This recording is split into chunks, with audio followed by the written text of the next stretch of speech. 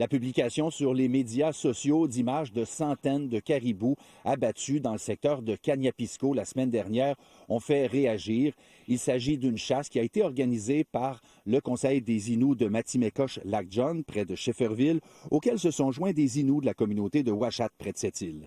Alors, selon le chef de Ouachat Macmaniotenam, Jonathan Chétouche, les membres de sa communauté ont tué 60 caribous et ceux de Matimekosh, 300. Prévenus des intentions des chasseurs, qui y avaient d'ailleurs communiqué avec les ministères, des agents de la faune se sont déplacés sur les lieux et ont rencontré des chasseurs. Voici un extrait d'un échange entre un agent et un représentant du groupe. Une chasse communautaire, oui.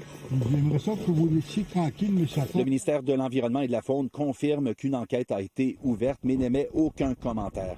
Toutefois, les conseils de bande, eux, défendent cette chasse au caribou du troupeau de la rivière aux Feuilles, qui n'a pas connu de déclin aussi prononcé que celui de la rivière Georges, par exemple. Les conseils de bande affirment que la chasse est tout à fait légale et ne met pas en péril ce troupeau et que le gouvernement a été avisé. C'est sûr, sur des images, ça peut peut-être contrarier, ça peut peut-être créer des pensées des gens.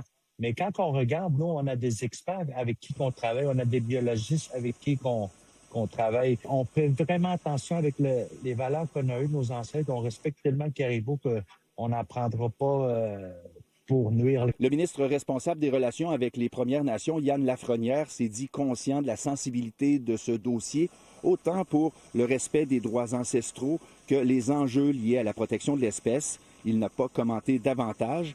Et au ministère de l'Environnement et de la Faune, on se limite à dire qu'une enquête est en cours et que le rôle des agents, c'est d'appliquer la réglementation en vigueur et les conventions liant le gouvernement et les Premières Nations. Alexandre Quentin, TVA Nouvelles, Sept-Îles.